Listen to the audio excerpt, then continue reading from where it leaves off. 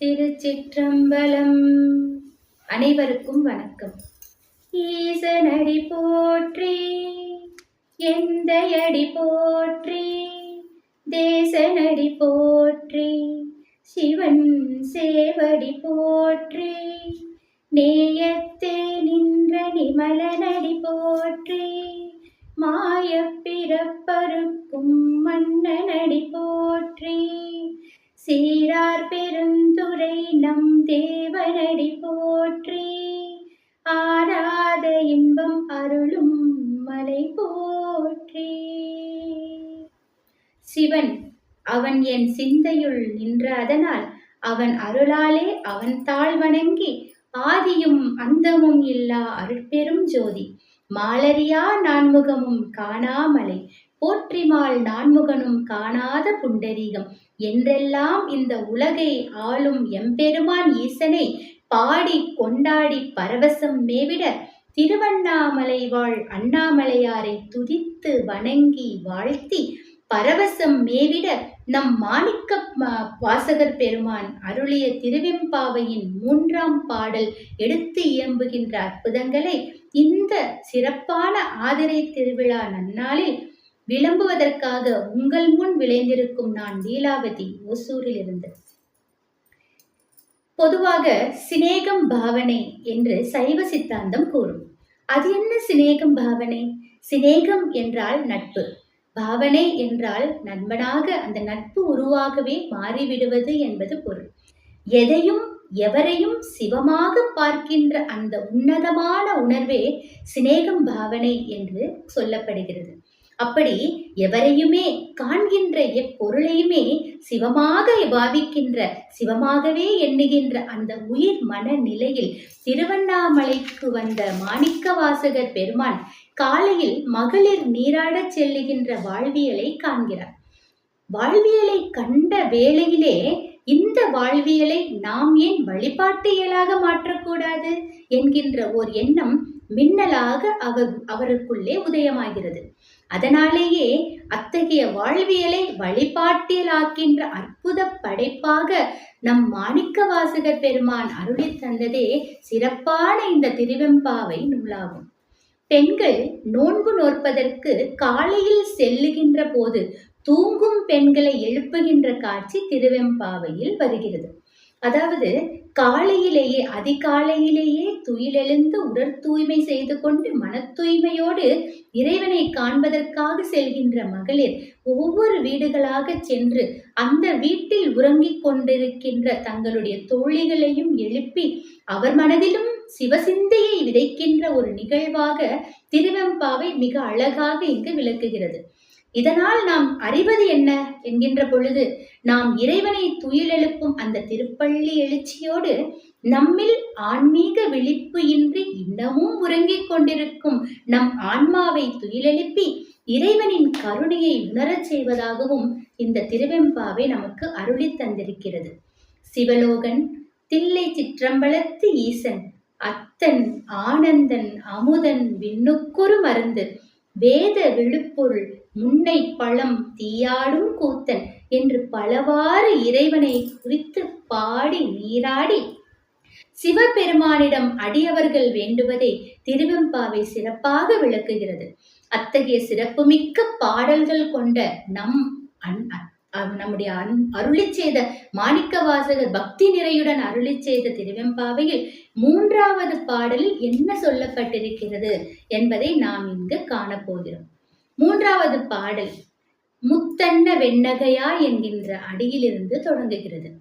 முத்தன்ன வெண்ணகையாய் முன் வந்தெதிர் எழுந்து என் அத்தன் ஆனந்தன் அமுதன் என்று அல்லூரி தித்திக்க பேசுவாய் வந்துன் கடை திறவாய் பத்துடையீர் ஈசன் பழவடியீர் பாங்குடையீர் புத்தடியோம் புன்மை தீர்த்தாட்கொண்டார் பொல்லாதோ எத்தோ நின் அன்புடைமை எல்லோம் அறியோமோ சித்தம் அழகியார் பாடாரோ நம் சிவனை இத்தனையும் வேண்டும் எமக்கேளோ ரெம்பாவா என்பதே திருவெம்பாவையின் 3ஆவது பாடலாக அமைந்திருக்கிறது. 2ஆவது திருப்பாட்டிலே சிவபெருமானினுடைய பாசம் பரஞ்சோதிக்கென நேய மனத்தோடு வாழும் நேரிழையாருக்கு எளிவந்த பிராணனாய் அருளும் மாண்பினை மிக அழகாக அறிவுறுத்திய நம் மாணிக்கவாசக பெருந்தகையார் இந்த திருப்பாட்டில் அந்த அடியவராய் நேரிழையாரின் உண்மையை போக்கி அவர்களை ஆட்கொள்ளும் அருஞ்சிறப்பினை இங்கு புலப்படுத்துகிறார். இப்பாடலின் தொடக்கமே முத்தன்ன வெண்ணகையாய் என முன்னிலை மொழியில் உறங்கி நிற்கும் மகளிரின் இனிமையான முகத்தினையும் குளிர்ந்த நன்மொழிகளையும் குறிப்பிடுகின்ற போக்கில் முத்தன்ன வெண்ணகையாய் என்று அமைகிறது. அதாவது மகளிரின் பற்களின் வெண்மைக்கு முகத்தின் வெண்மையினை உவமை காட்டுவது மரபாக சொல்லப்பட்டிருக்கிறது. அவர்களுடைய அந்த புன் முறுவலினையே முத்துடன் உவமித்து முத்துரல் முறுவல் என்று நக்கீரர் பெருமான் கூறியிருப்பார். அதையே தமது பாடலில் சற்று வித்தியாசமாக மாணிக்கவாசகர் அதே வேளையில் மிக அழகாக நமக்கு இயம்புகிறார். முத்து தமிழ்நாட்டின் சொத்து. தென்பாண்டி முத்து அதிலும் கொற்கை முத்து உலக புகழ் பெற்று விளங்கியது. முத்து வாணிகத்தின் வழி பழந்தமிழர் பொருளும் புகழும் மிகச்சிறப்பாக ஈட்டினர் என்பது நாம் அறிந்ததே. தென்பாண்டி நாட்டாராம் மாணிக்கவாசக பெருந்தகையாருக்கு முத்தின் பால் நினைவு சென்றது. நேயத்தை நிமலன் பால் வைத்த நேரிழையார் பற்களினுடைய வெண்மையினையும் வரிசையினையும் அவர் மனம் இணைந்தது.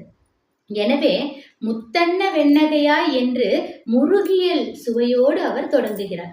இத்தகைய பெண்கள் முன்னைய நாட்களில் எல்லாம் என்ன செய்வார்கள் என்றால், விடியலிலேயே துயில் நீங்கி எழுந்து வீதியில் மற்ற பெண்களையும் எதிர்நோக்கி வந்து அத்தன், ஆனந்தன், அமுதன் என்று அள்ளூரி தித்திக்க பேசுவது வழக்கம். ஆனால் அந்த பெண்கள் இன்று வழக்கம் போல படுக்கையை விட்டு எழவே இல்லை. வீதி வழியே தங்களை அழைக்க வரும் பெண்களையும் வந்து எதிர்கொள்ளவில்லை. எனவேதான் இவற்றிற்கெல்லாம் காரணம் வினவுகின்ற போக்கிலே அவர்களுடைய முன்னாள் செயல்களை நினைவு கூறும் விதமாக இப்பாடல் அமைந்துள்ளது. அதாவது வைகரையில் வழக்கமாக துயில் நீங்கி எழுந்து தங்களை தூய்மை செய்து கொண்டு திருவீதியினில் வந்து தங்களை எழுப்ப வரும் கண்ணியரை கனிந்த புன் முறுவலுடன் எதிர்கொள்வது இவர்களுடைய வழக்கமாக இருந்திருக்கிறது என்பது நமக்கு இதன் மூலம் தெரிய வருகிறது. இந்த கண்ணியர் அருளுருவான ஆண்டவனை அத்தன், ஆனந்தன், அமுதன் என்றெல்லாம் புகழ்ந்து அவ்வாறே சிநேகம் பாவனை என்று கூறினோம் அல்லவா, அவ்வாறே பாவித்து வாழ்ந்து வந்ததாகவும் திருவெம்பாவை எடுத்துரைக்கிறது. அது என்ன? அத்தன், ஆனந்தன், அமுதன் இந்த 3 சொற்களையும் நாம் இங்கு ஆழ்ந்து நோக்கினோம் என்றால் பரவசமடையக்கூடிய அளவுக்கு ஆழ்ந்த கருத்துக்களை நாம் இங்கே உணர முடியும். பெண்கள் பொதுவாக திருமணத்திற்கு முன்பு தந்தையின் அரவணைப்பில் வாழ்கிறார்கள். திருமணத்திற்கு பின்னர் கணவரினுடைய பாதுகாப்பிலும் காதலிலும் வாழ்கிறார்கள். வயது முதிர்ந்து பேரிளம் பெண்களாக திகழ்கின்ற வேளையிலே இறைவனின் அருளாட்சியை நோக்கி விளங்குகிறார்கள் என்பது தெளிவாக எடுத்து எம்பப்படுகிறது. அத்தன் என்றால் தந்தை. அன்னையையும் அத்தனையும் அன்றே நீத்தாள் என்பது திருநாவுக்கரசரினுடைய திருமொழி. அத்தா உனக்காளா இனியல்லேன் எனலாமே என்பது சுந்தரனுடைய திருப்பாட்டு தொடர். எனவே கன்னி பருவத்தில் பாசத்தோடும் பண்போடும் வளர்க்கும் தந்தையாக இறைவன் திகழ்கிறான். நம் எம்பெருமான் சிவபெருமான் திகழ்கிறான். ஆனந்தம் என்றால் மகிழ்ச்சியை தருவதாகும். அதுவே காதலனின் நிலை, காதல் நிலை. அத்தகைய காதல் நிலையில் சிவபெருமானை பாவித்து நாயகன் நாயகி பாவன நிலையில் நம்பெருமான் விளங்குகிறார். 3வது நிலை அமுதன் என்பதாகும். அது என்ன அமுதன்? அமுதாகிய அனைத்து உயிருக்குமாக அமுதமாக விளங்குபவனே ஈசன். எந்த ஈசன் எம்பெருமான் என்று பாடுவார் திருஞான சம்பந்தர். எவ்வுயிருக்கும் தலைவனாய், எந்த உயிரையும் காப்பவனாய், காத்து அருள் செய்பவனாக நம் ஈசன் திகழ்வதாலேயே அமுதன் என்று அன்போடு ஆராதிக்கப்படுகிறார். எனவே கண்ணியர் அச்சிவபெருமானை அத்தன், ஆனந்தன், அமுதன் என்றனர். தந்தையாய், இன்பம் அருள்பவனாய், சாவா மருந்தினனாய் விளங்கும் சிவனை அனுபவித்து அனுபவித்து வாய் தித்திக்க தித்திக்க பேசுவர் கண்ணியர். அள்ளூரி தித்திக்க பேசுவாய் என்பது மணிவாசகம். இத்தகு பெண்களே, நீங்கள் வந்து உங்கள் தலைவாசலை சற்று திறவுங்கள் என்று வீதியிலே நிற்கின்ற பெண்கள், அதாவது கண்ணியர்கள் கேட்டுக்கொள்கிறார்கள். வீதியில் வந்து நின்ற கண்ணியர் இவ்வாறு வீட்டினுள்ளிருக்கும் கண்ணியரை விழிக்கின்ற வேளையில், அதாவது அழைக்கின்ற வேளையில், அவர்களும் தங்கள் தங்கள் வாயில் கதவுகளை திறந்து வெளியில் வந்து வாயிற்புறத்து வந்து நிற்கும் கண்ணியர்களை நோக்கி மிக ஆர்வமுடன், அன்புடையீர், ஈசன் பல அடியீர், பாங்குடையீர், புத்தடியோம் புன்மை தீர்ந்து ஆட்கொண்டால் பொல்லாதோ என கேட்கின்றனர். ஈசன் பால் பற்று உடையவர்களே, வழி வழி அவனிடத்து அடிமைத்திறன் பூண்டு அமைந்து வாழும் பெண்டிர்களே, கடவுளிடத்து மாறாத நிலைத்த பண்பினை உடையவர்களே, புதுவதாக அடிமை பூண்ட எங்களிடத்துள்ள கீழ்மை குணங்களை அகற்றி எங்களையும் ஏற்று ஆண்டு கொள்ளுதல் வலுவாகுமா என்று வெளியில் வந்த கண்ணியர் இன்முகத்தோடு நயமுடன் கேட்கின்றனர். இவை கேட்டலும் எழுப்ப வந்த கண்ணியர்கள், உன் அன்புடைமை வஞ்சமாகுமோ? ஆகாதன்றோ? அதனை நாங்கள் எல்லோரும் நன்கறிவோம். நமது சிவபெருமானை தூய மனமுடையார் அனைவருமே இந்த வைகறை போதினில், அதாவது இந்த விடியற் காலையில் காதலாகி கசிந்து கண்ணீர் மல்கி பாடி உருகுவது இயல்புதானே. எங்களிடத்தில் இப்படியெல்லாம் நீங்கள் மேலும் மேலும் பலபடியாக அடுக்கி கூற வேண்டுமா? அப்படி கூறினால்தான் ஈசன்பால் நீங்கள் கொண்ட அன்பும் பக்தியும் எங்களுக்கு புலப்படுமா? இல்லையென்றால் அதை அறியாத அளவுக்கு நாங்கள் மூடர்களாகி விடுவோமா என்றெல்லாம் அரற்றி நீங்கள் எங்களுக்கு எதுவும் கூற வேண்டியதில்லை என்று பதில் உரைக்கின்றனர். வீட்டின் உள்ளிருந்து புறம்போந்த கண்ணியர் தம் பேச்சினை முதற்கண் நோக்குதல் வேண்டும். அதற்கும் மேலாக அவர்களுக்கு மறுமொழியாக வெளியில் இருந்து பேசுகிறார்கள் அல்லவா, அவர்களுடைய பேச்சினையும் நாம் சற்று ஆழ்ந்து நோக்க வேண்டும். எத்தோ நின் அன்புடைமை எல்லாம் அறியோமோ, சித்தம் அழகியார் பாடாரோ நம் சிவனை, எமக்கு இத்தனையும் வேண்டுமா என்னும் மொழிகளை மாணிக்க அடிகள் என்றே நாம் கூறலாம். அதாவது மாணிக்க வாசகர் அளித்தந்த திருப்பாவையிலேயே மாணிக்க வடி, மாணிக்க அடி என்று நாம் இதை கூறுவோம். சித்தம் அழகியார் பாடாரோ நம் சிவனை எனும் மணிவாசகத்தோடு, நெஞ்சம் உமைக்கே இடமாக வைத்தேன் நினையாத ஒரு பொழுதும் இருந்தறியேன் எனும் திருநாவுக்கரசரின் திருவதிகை வீரட்டான பதிகத் தொடர்களை இயல்புபடுத்தி இங்கு காணும்போது மனதிற்குள் பெரும் உவகை ஏற்படுவது இயல்புதானே. 10 என்று இப்பாட்டில் வரும் சொல்லினை பற்று, அதாவது பற்றி கொள்ளுதல், ஒருவரை பிடித்து கொள்ளுதல் என்கின்ற பொருளில் நாம் கொள்ளாமல் 10 என்ற எண்ணிக்கை பொருளில் நாம் கொண்டால் 10 கொலாம் அடியார் செய்கைதானே எனும் அப்பர் பெருமான் அருண்மொழி வழி உணரப்படுவது பிரிதொரு கருத்து. அது என்ன கருத்து? 10 கடமைகள், சிவனடியாரினுடைய 10 கடமைகளாக இங்கு என்ன உரைக்கப்பட்டிருக்கிறது என்று பார்த்தோமேயானால், அடியவர்களது 10 செயல்கள் யாதெனின், வெந்நீரு உருத்திராட்சிரம் அணிதல், ஆசாரியனுக்கு வழிபாடு ஆற்றுதல், சிவனை பாடுதல், சிவன் திருப்பெயர்களை ஓதுதல், சிவனுக்கு வழிபாடு செய்தல், சிவதலங்கள் சிவதர்மங்கள் ஆற்றுதல், சிவகதை கேட்டல், சிவாலயத்தை பாதுகாத்தல், தொண்டர்களிடத்தில் தான் உண்ணுதல், தொண்டர்களுக்கே தொண்டராக இருத்தல். இவையே சிவ அடியவர்களின் 10 தர்மங்களாக, 10 செயல்முறைகளாக மாணிக்க வாசக பெருமான் எடுத்துரைக்கிறார். எனவே மனம் தூயராய் இருப்பவர் சிவபரம்பொருளை மனத்தினால் நினைத்து வாயினால் பாடி பரவுவர் என்பது சித்தம் அழகியார் பாடாரோ நம் சிவனை என்னும் முத்தான தொடரால் சத்தாக பெற்றுள்ளமை நாம் அறியலாம்.